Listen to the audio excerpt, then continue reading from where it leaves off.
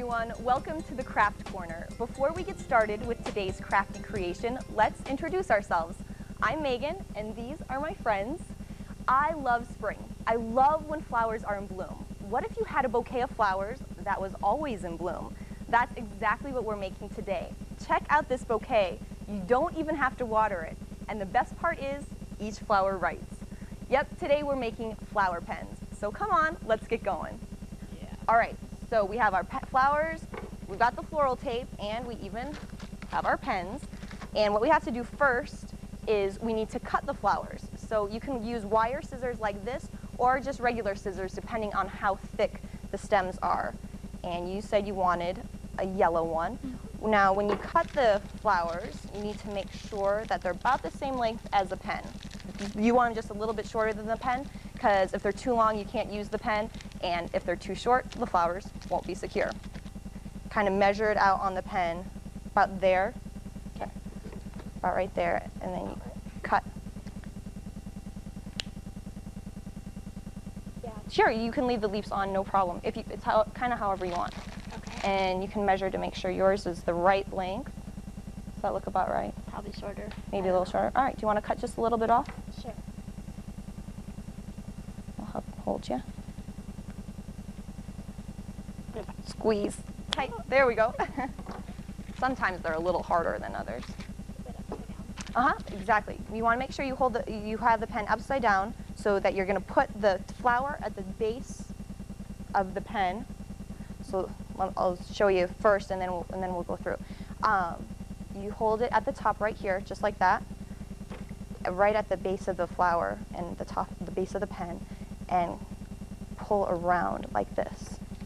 Okay, so you hold the flower against the pen like this, and in one hand, and then with your other hand, you start at the very top of the pen and begin tightly winding the floral tape down, kind of like this.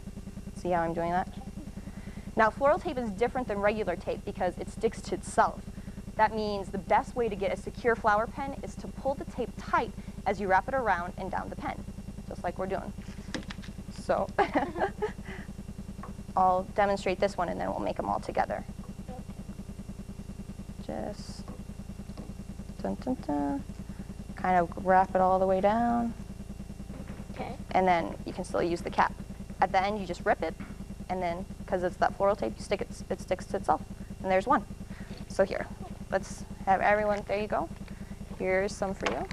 Try to use the same side that goes underneath, which means you want to use like this? Exactly, just like that. So you want to make sure the inside of the tape. But it's basically the same either way, so it'll still stick to itself.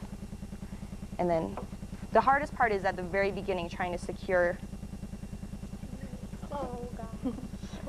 at the very top. Let's see, we got to start this one. All right, here we go. So hold it.